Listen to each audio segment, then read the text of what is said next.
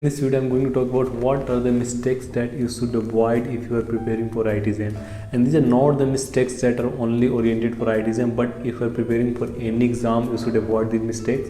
And I'm sure that if you avoid these mistakes, then surely you are going to target a good score and are going to get it a score no matter what. इस video में बात करते हैं क्या क्या mistake है, कैसे आपको उस मिस्टेक को अवॉइड करना है. तो आइए स्टार्ट करते हैं.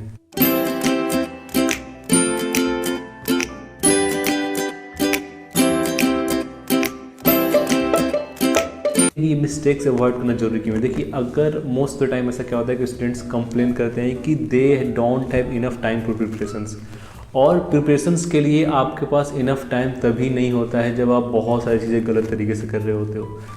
क्योंकि ऑब्वियसली बहुत सारे लोग 3 मंथ्स 4 मंथ से प्रिपरेशन स्टार्ट कर रहे हैं. अगर आपको लग रहा है कि वो आपके लिए इनफ टाइम नहीं है, तो इसका मतलब ये है कि आप बहुत सारी गलतियां कर रहे हो, बहुत जगह आप टाइम वेस्ट कर रहे हो. तो आपको वो सब राइट स्ट्रेटजी जाननी बहुत ही ज़रूरी है, जिससे कि आप उन अपने टाइम को ऑप्टिमाइज्ड वे में यूज़ कर सकते हो. स्टार्ट करते हैं पहले मिस्टेक से. तो पहला मिस्टेक ये है कि मोस्ट ऑफ द स्टूडेंट क्या करते हैं कि they don't focus on basic concept. So let's start कि why basic concept are important. So basic concept क्या होता है कि लेट्स से ना कि आपके पास कोई क्वेश्चन आप कोई क्वेश्चन लगाना चाहते हो, कोई क्वेश्चन आप सॉल्व करना चाहते हो, और वो क्वेश्चन लाइक हार्ड है, ठीक है, थोड़ा सा डिफिकल्ट है.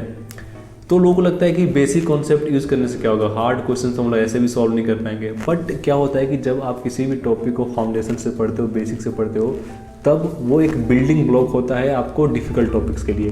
तो कोई भी डिफ़िकल्ट टॉपिक्स क्या होता है, वो जो स्मॉलर टॉपिक्स थे, सिंपलर टॉपिक्स थे, उनका एडवांस वर्जन होता है. तो इसीलिए मैं हमेशा कहता हूँ कि आपको बेसिक पे हमेशा फोकस करना चाहिए, क्योंकि अगर आप बेसिक अच्छे से करोगे तो आप हमेशा ही हार्डर टॉपिक्स को बेटर तरीके से कर पाओगे.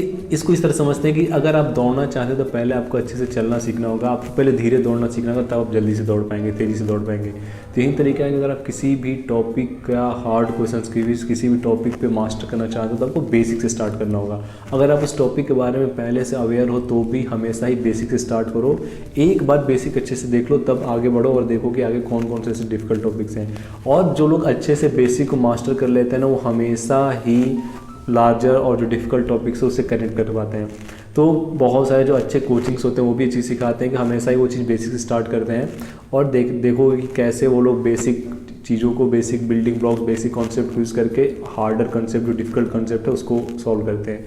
तो पहला चीज़ है कि अगर आप कोई भी टॉपिक पढ़ रहे हो तो पहले बेसिक स्टार्ट करो. हो सकता है वो कोई आइडिया लग रहा हो सकता है वो चीज़ आपके लिए बिल्कुल ही नया हो, बट अगर आप बेसिक से पढ़ोगे तो मैं गारंटी के साथ कह सकता हूँ कि आप उस चीज़ को अच्छे से कर सकते हो. जब मैं IT की प्रिपरेशन कर रहा था, मेरे पास बहुत ही कम टाइम था, और ऐसा था कि लाइक मुझे 1 मंथ में IT एग्जाम करना था. तो जब स्टैट्स के मैं कुछ टॉपिक्स पढ़ रहा था जिसको मैं पहले से अच्छे से पढ़ा नहीं था, तो मैं बहुत ही सिंपल सा बुक उठा रखा था, गुप्ता कपूर बुक, जो लोग कहते हैं कि बहुत ही बेसिक सा बुक है और मेनली बहुत सारे पीपल उसको इग्नोर करते हैं.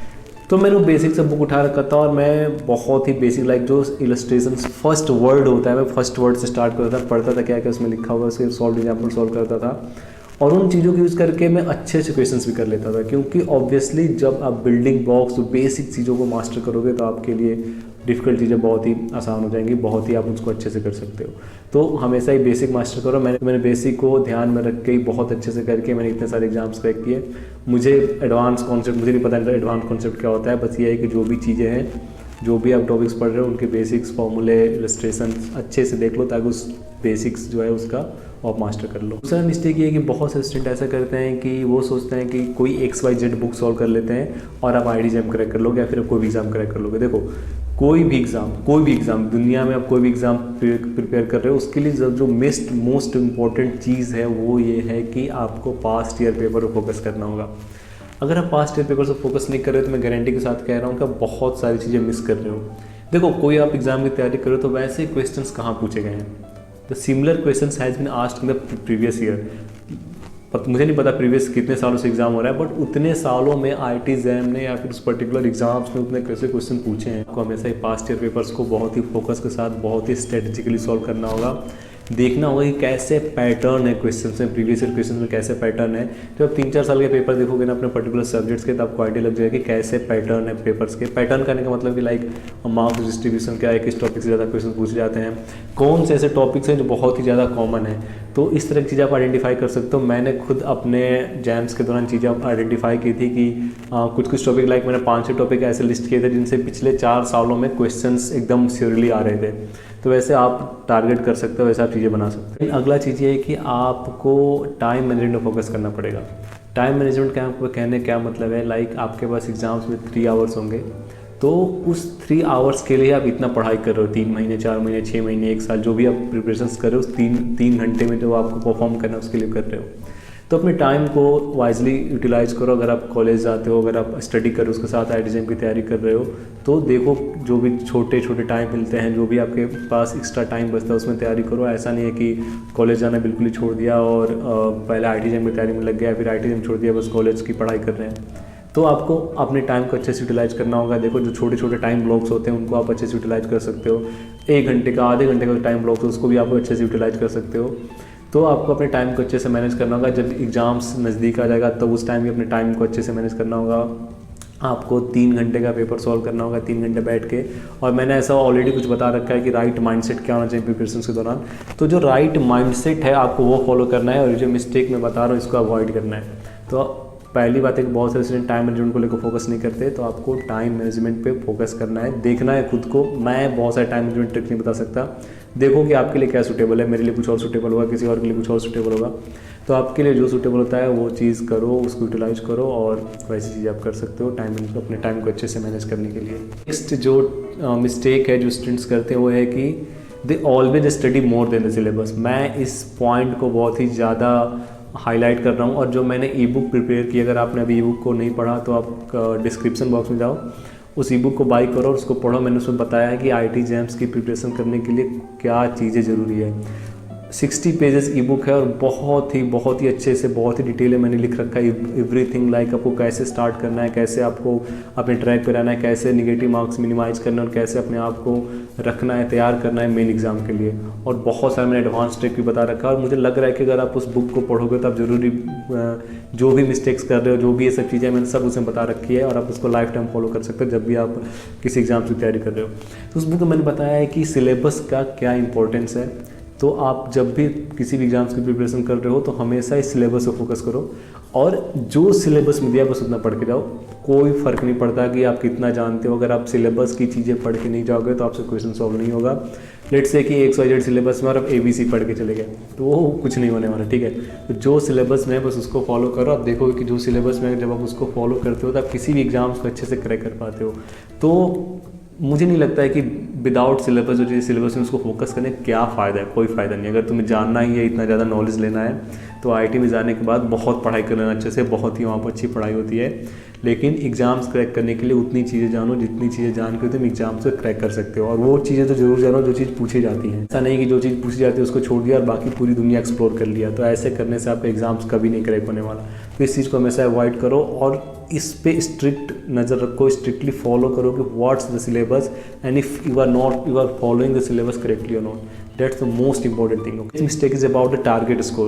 So most of the students don't set a target score. They don't know what are the things, what are the score that they are targeting for. तो late से ना कि एक इस तरह से है कि आप ना चल रहे हो बट आपको पता नहीं है कि आपको जाना कहाँ है, आपकी मंजिल कहाँ है। ऐसे कहते हैं ना कि आपका गोल सेट होना चाहिए।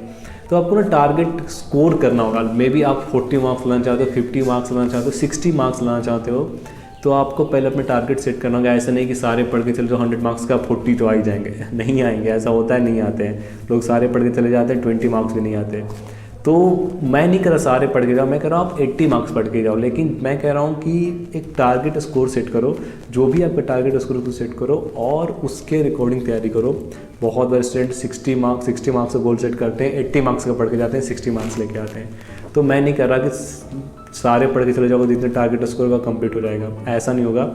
अपना टारगेट स्कोर करो। खुद को जब भी आप प्रिपरेशंस करो एनालाइज करो कि आप टारगेट स्कोर के कितने नज़दीक पहुंच पा रहे हो, कितनी तैयारी कर पा रहे हो, जो जो टॉपिक्स आपने टारगेट की थी कहीं वो फुलफिल हो रही है कि नहीं हो रही है, ये सब चीज़ें आपको टारगेट करनी पड़ेंगी। और इसके लिए मेन ये है कि आपको गोल सेट करना पड़ेगा, अपने टारगेट स्कोर का गोल सेट करना पड़ेगा, कितना मार्क्स लाना चाहते हो, बहुत इंपॉर्टेंट है। और आपको पूरे प्रिपरेशन के दौरान इस चीज़ को एनालाइज करना होगा कि आपने जो भी मार्क सेट करा था, जो भी गोल सेट करा था, वो फुलफिल हो रहा है कि नहीं हो रहा है। सबसे मोस्ट इंपॉर्टेंट चीज़ है ये। तो हमेशा ही गोल सेट करके रखो, एक टारगेट स्कोर जरूर सेट करके रखो। और अगली मिस्टेक लोगों को लगता है ना कि मतलब अगर वो अपने फ्रेंड्स से हेल्प ले लेंगे तो लोगों को लगेगा कि अरे ये तो बहुत ही वीक है पढ़ने में, देखो मैं कितना स्ट्रांग हूँ।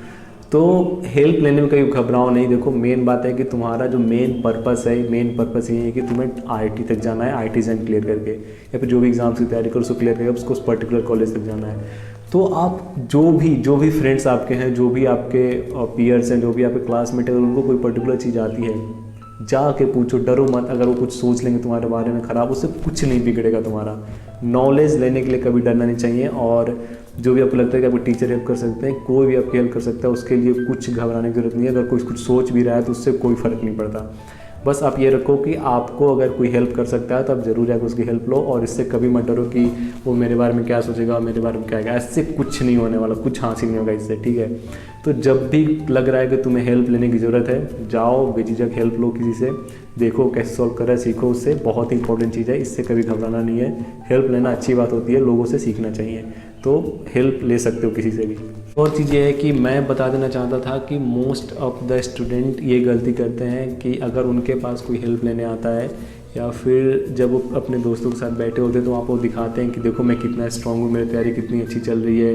लाइक वो ओवर कॉन्फिडेंट होते हैं और अपना ओवर कॉन्फिडेंट उनका झलकने लगता है। जब आप ओवर कॉन्फिडेंट होते हो तो जो आपका टारगेट होता है, जो आपका गोल होता है, आप उससे भटक जाते हो और हमेशा ही आप एग्ज़ाम्स में अच्छे परफॉर्म नहीं कर पाते। तो आपको दूसरों से दिखावा नहीं करना है कि देखो मेरी तैयारी तो बहुत अच्छी है, तुम्हारी तैयारी कैसी नहीं है। ये एक बहुत ही बेसिक स्किल है, बहुत ही बेसिक लाइफ स्किल है कि आपके पास जो है उसके लिए अच्छी बात है, आपके पास वो चीज़ आपने अच्छी तैयारी करी है, बट दूसरों को दिखाने की जरूरत नहीं है। अगर कोई आपके पास हेल्प लेने आ रहा है तो उसका मजाक उड़ाने की जरूरत नहीं है कि अरे तुमसे ये नहीं हो रहा है, देखो मैं तो इसे मिनट में कर दूंगा। वो बंदा सीख रहा है आपसे, अगर आप किसी को कुछ सिखा सकते हो, कुछ हेल्प कर सकते हो तो करो। इसके लिए अपने आप को बहुत बड़ा दिखाने की ज़रूरत नहीं है। एक से एक लोग हैं दुनिया में, मैं बड़ा नहीं हूँ और कोई बड़ा नहीं है, बहुत बड़े से बड़े लोग हैं। और नॉलेज हर किसी के पास हो सकता है। तो नॉलेज आने के बाद आपको बहुत ही हम्बल होना है, ना कि आपको बहुत ज़्यादा एरोगेंट होना है।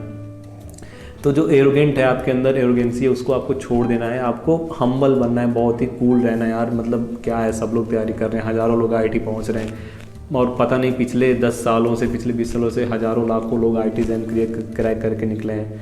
तो it's not a big deal, but it's a big deal for you, okay.